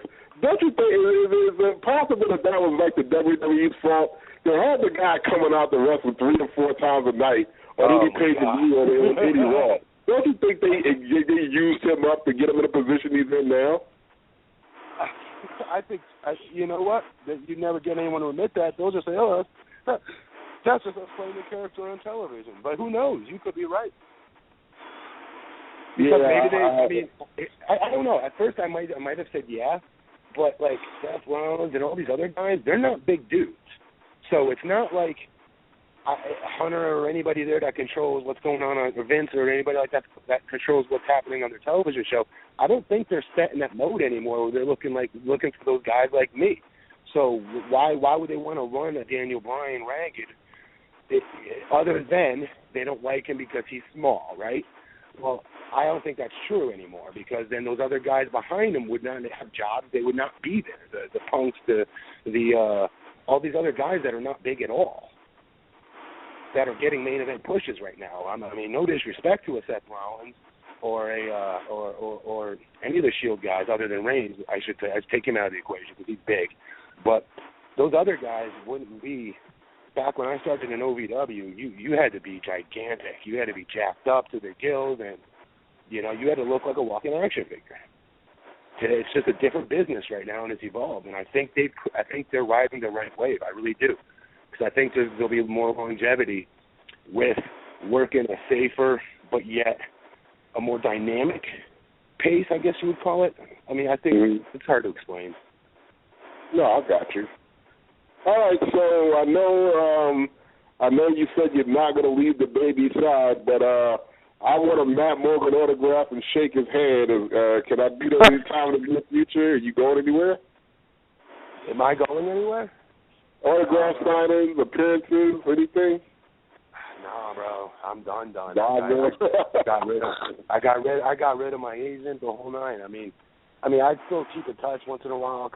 Dixie will check on me from time to time, or other people, my friends and like that are still wrestling, but nothing where I'm going to be leaving and doing an indie show here or there. If it itch ever comes up, like Devon W was doing a charity show for breast cancer about 20 minutes from my house, so of course I went and I did that. Okay. But you know what I mean? So something like that I would do, but my kid was right there with me. Well, I mean, there's still people out there that, that want to see you and the baby.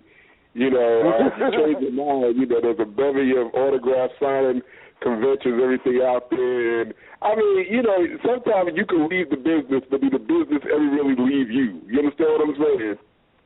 I do. I think, you know what, though? I think because when I came into this business, I wanted to make as much money as fast as I could and be smart about it and get out when the time was right.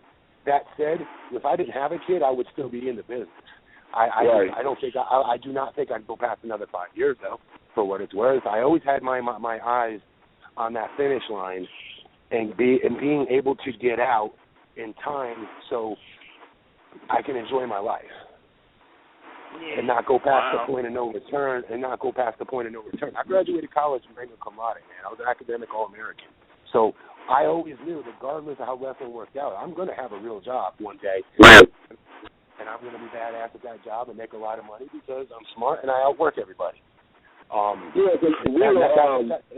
That's real talk, though. It's interesting you should say that because we were talking at the start of the show, we were talking about the Mickey Rourke movie, The Wrestler, where he could not do exactly what it was you said. He did not have in his mind a finish line. And, you got some people who, they're in the business, they have been on the brightest light in the biggest side of the business, and the business, they can't leave it. They do anything they can to stay in it and be a part of it. And the fact that you mentally have prepared yourself and you really can, say, I've had my glory day, I'm done, that's something we could all aspire to. I'm glad you said that. Absolutely.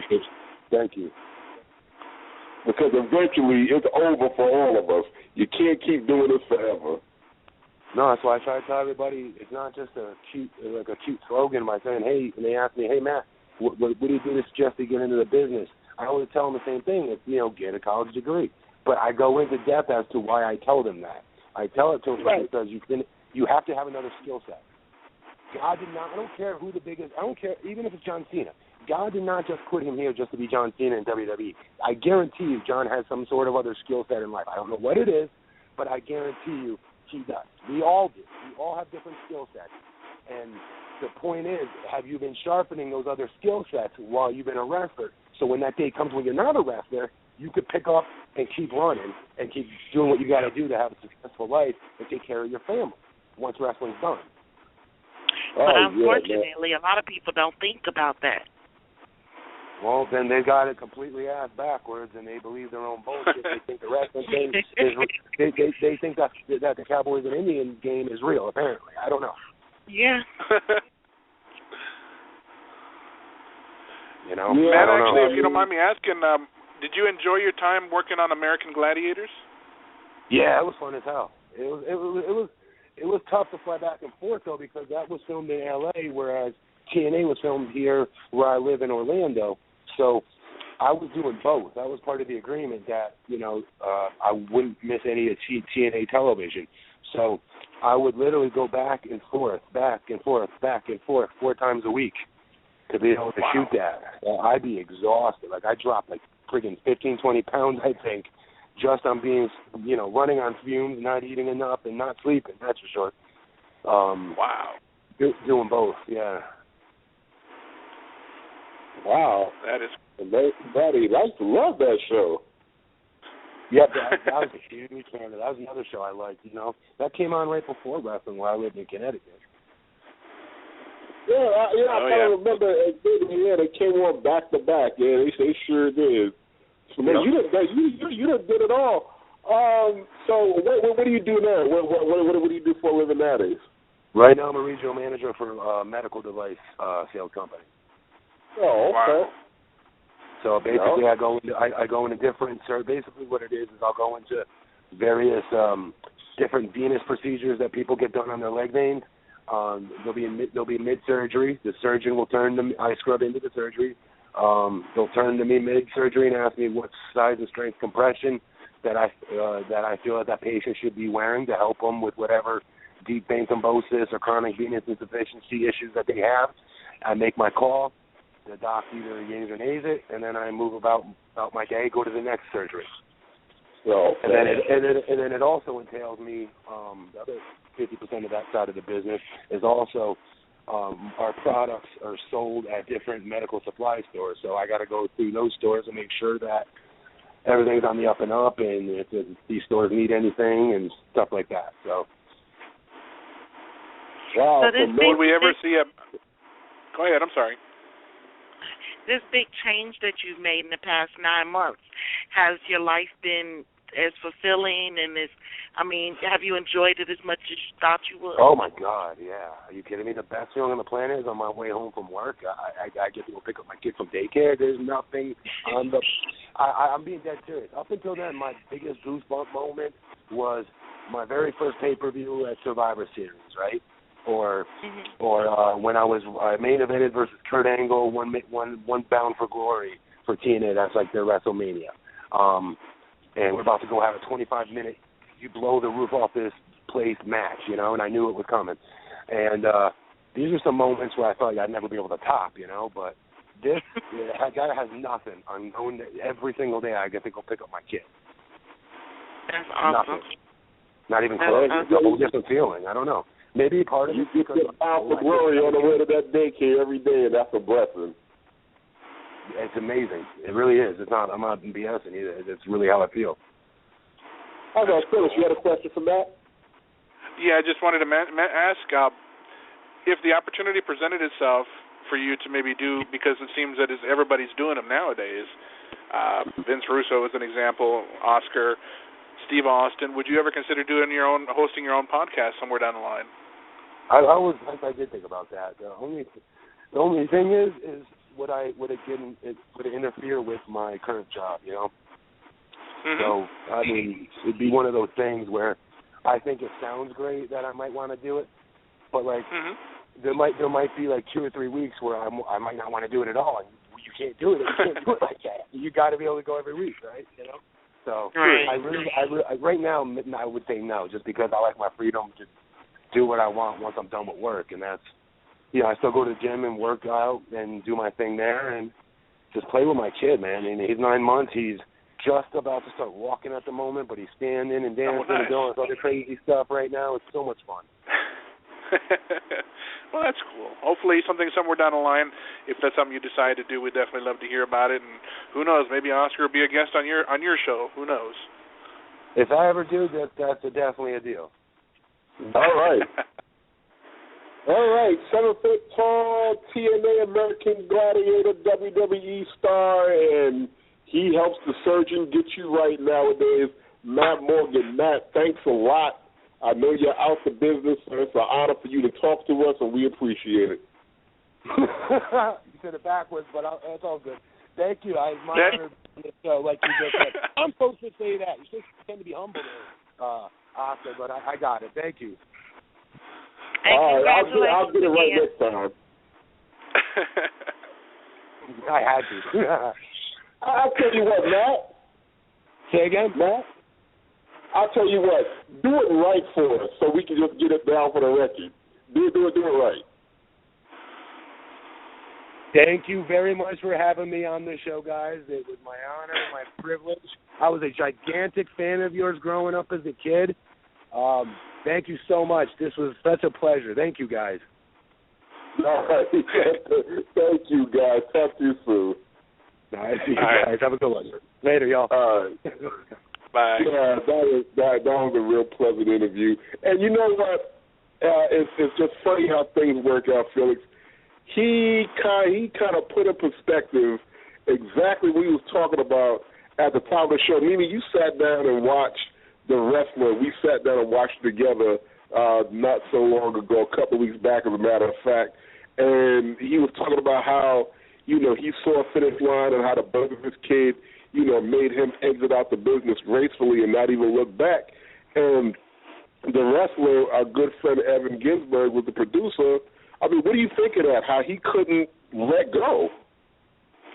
I think one of the things, or one of the big differences in the storyline of The Wrestler and what Matt did was that Matt chose his exit line. It was, okay, this is what I want to do. This is more important in my life, so I'm done. As opposed to The Wrestler, the business got through with him. He ran as long as he could, and then when the spotlight ended, he didn't want it to end.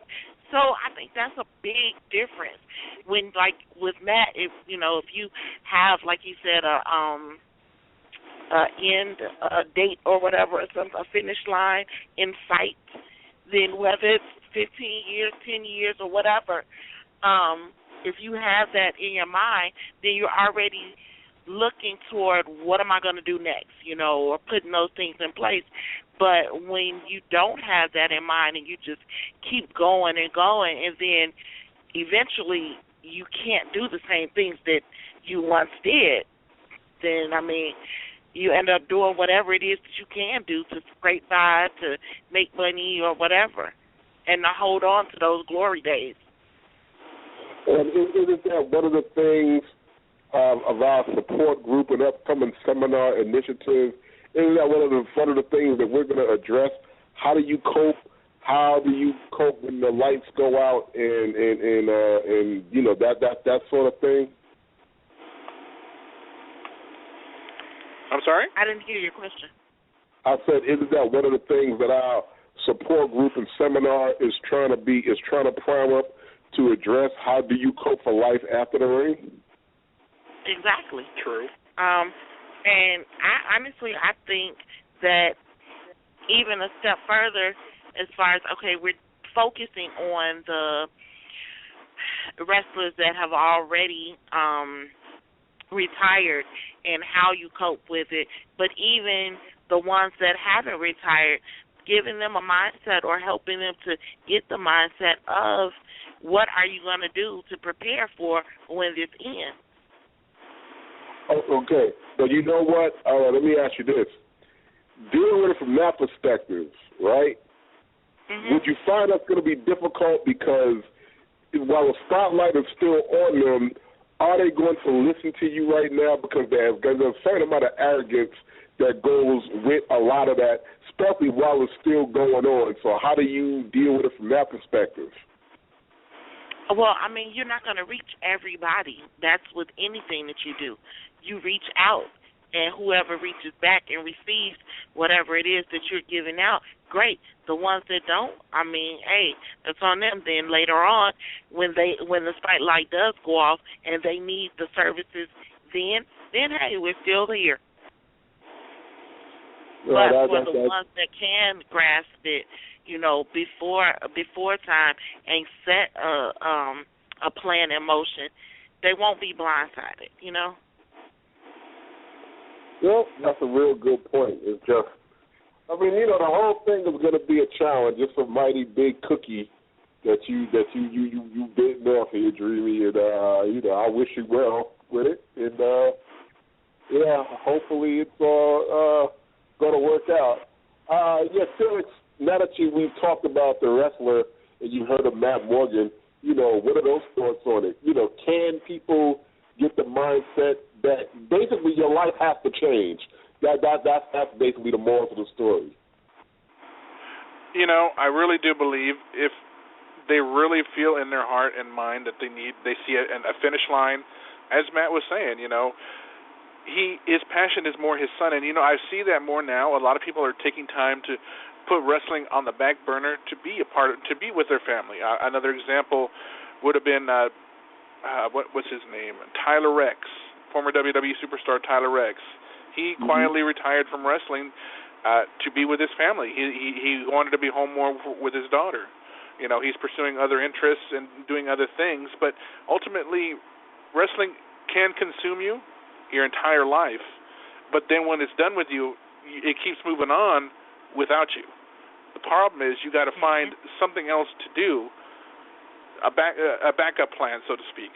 If you don't have that backup plan set for you, once you're set to go, because once you reach a certain age or your body can't give them anymore, you're done, like it or not. Yeah. Look at Steve Austin. He had to leave, unfortunately, at an earlier time than he wanted to from wrestling due to that neck injury that he suffered years ago. He wasn't ready to leave, but he knew that he had to, because if he didn't pull himself out, he would have been seriously hurt. Guys who decided to save up their money. Another example would be, God rest his soul, Randy Savage. He became a recluse towards the end of his life, but at the same time, you know what? He saved his money. He knew that he wouldn't be a big star forever. Same thing with Lanny. They saved their money. They took care of themselves. They took care of their parents. Towards the final years of their life, Lanny would always be there with their parents, taking them out to dinner, taking them to their doctor's appointments, and so forth. But it's about spending smart, saving. Don't just, oh my God, I've got $10 million for wrestling this match. I'm going to go buy a car. I'm going to buy a house. I'm going to buy my mom a house. I'm going to buy my mom a car. One thing at a time. It'll happen. You'll do it. Just got to save wisely, spend wisely. Another one, Mick Foley, who saves his money. You wouldn't think that he's a millionaire by looking at him, but he is. And see, that's the smart thing to do. Yeah, well, a lot of us don't learn that till way later. Sometimes we get a person in our life that got a true miser spirit. So when the riches come back around again, you certainly gonna be all right, because they know how to save and they know how to ignore money that look like you got, but they're like, you ain't got this. This go here, this go there, and this go to something else. Okay, this go someplace else. So yeah, I understand. I mean, because I would tell you, you was talking about, I ain't ashamed to say it. Now, it's no big deal because go in my book.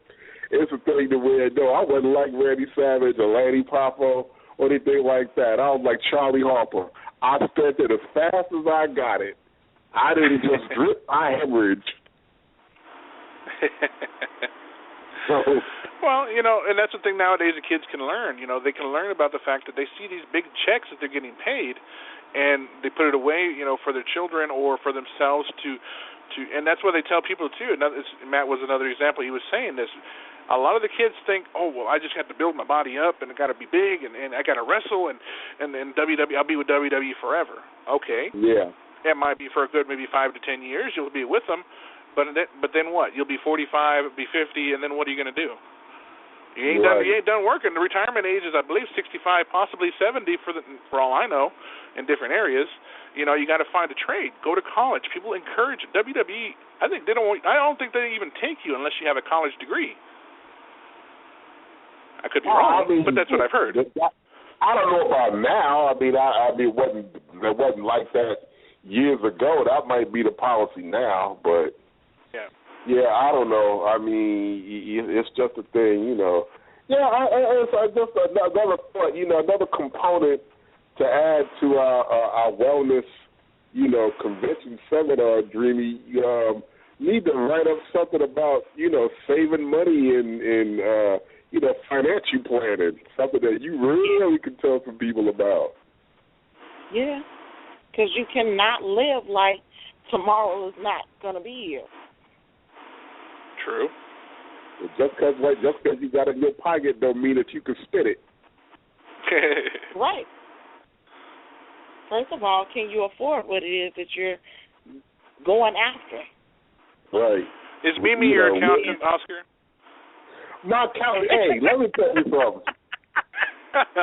This is a woman that this is gonna be real funny, right? She could have $3,000 in her purse, right? All in 20s, right? Now that $3,000 could be earmarked to, let's say, buy a car. The car is exactly $3,000.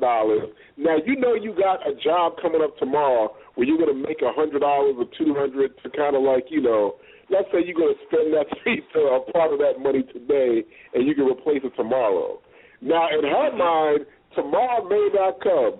That $100 may cancel out, or that situation may not happen. So we're not spending this $3,000. You want a pack of gum? You want a pack of gum? She is going to skim by all those 20s in her pocket or in her purse like they're not even there. And if she got an extra 75 cents and quarters in her purse, that's what she's going to buy your gum with.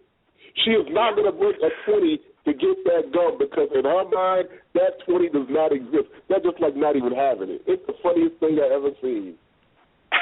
Because it's already designated for something. If you have a bill to pay, you have that amount of money, don't touch it. If then you go in and you dip in it, like you said, okay, well, I'm going to make this money back tomorrow. Well, then tomorrow something happens and you don't make it back. Then your bill is short. Then you're running around trying to scrape it together, figure out what to do to pay the bill. So instead of doing all of that, just do what you're supposed to do with the money. All that other little stuff can wait. Get a burger next week. That's true.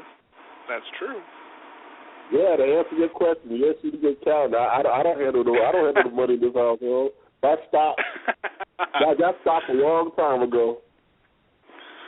Well, that's good because you know what though, if you go out there and you doing the Men on a Mission tour with Mo, hey, somebody got to handle the money, and we know you guys can't. No offense. No offense. I don't even.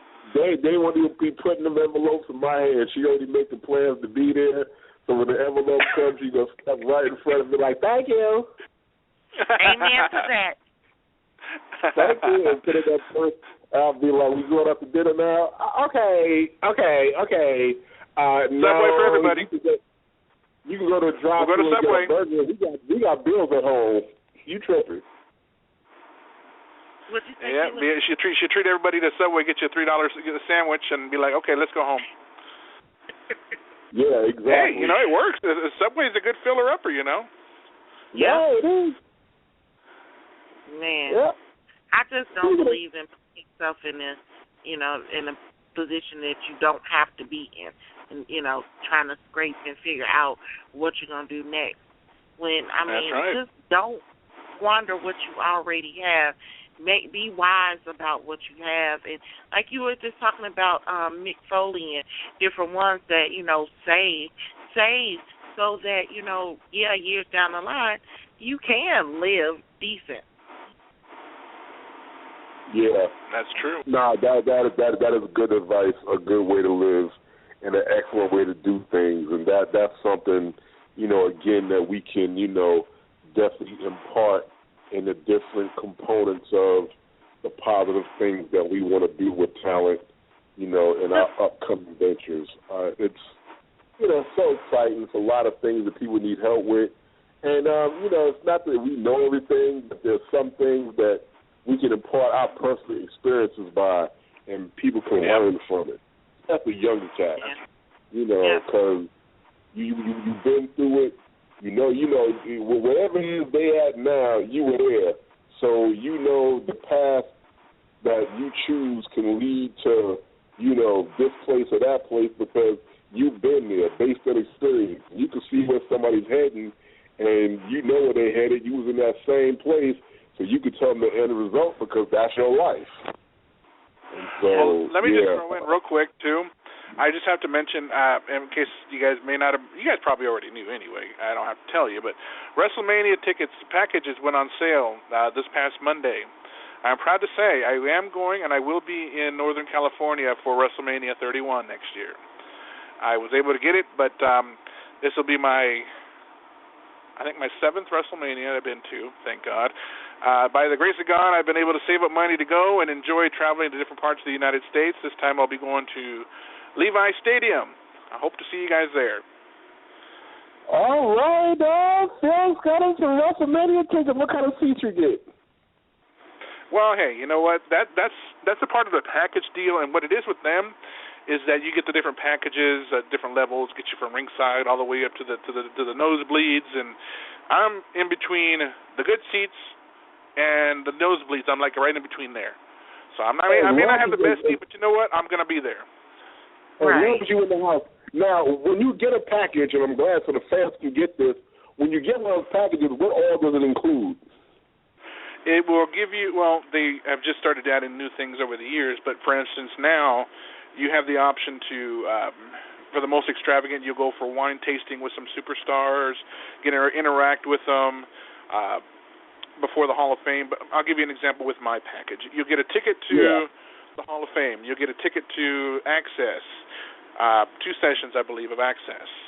You get a ticket to WrestleMania, and of course you get a ticket to, if you're able to afford the 4th night, you'll get a ticket to Monday Night Raw the next night. Okay. And is hotel I was only included? able to afford 3. I'm sorry? Is hotel included?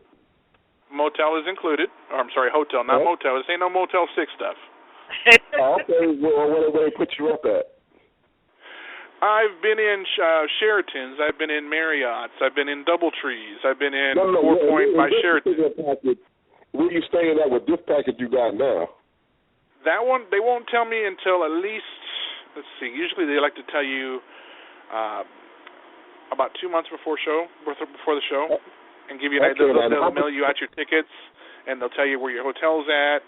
And actually, I believe in this one, it's also going to include a free weekend pass to be on the metro, the train that'll take you to and from Levi and back, and also a $50 gift card to eat anywhere you want.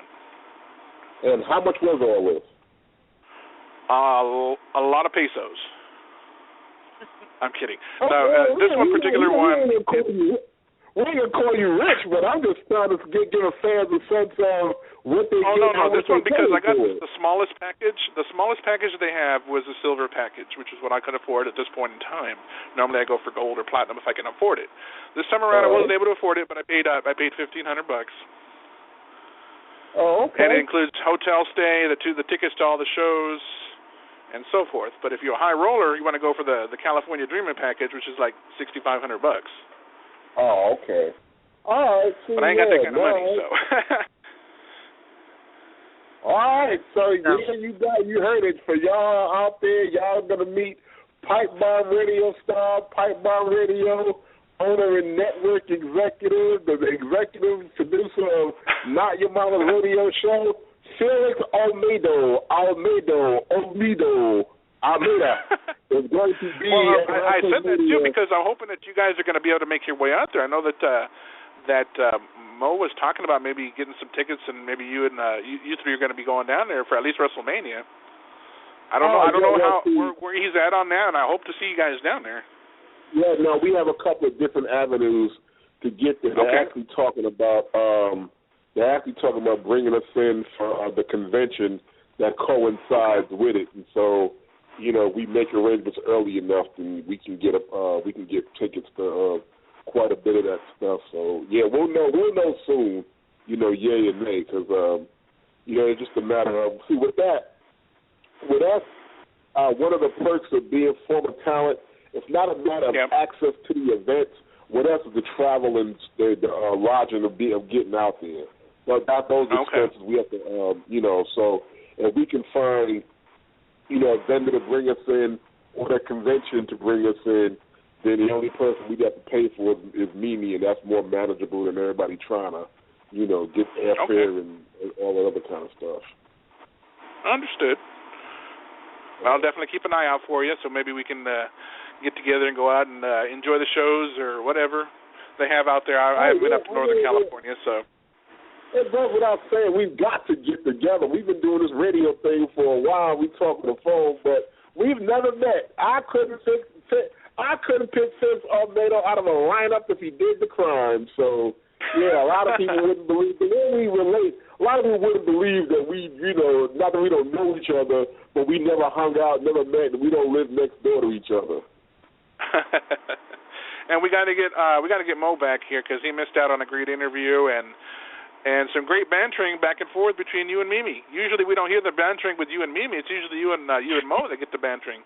But Mimi stepped up and she filled the spot for him. Yeah, no, she can banter. She don't care about nothing I'm saying. We're husband and wife. We go back and forth. I'm telling you, if we had a spin-off show where her and I were just going back and forth about the disagreements that we have and all the kind of stuff like that, it would be a bigger show than anything on the Food Network or anything on TV, because she is funny as hell when she come out of show. She can talk more. I mean,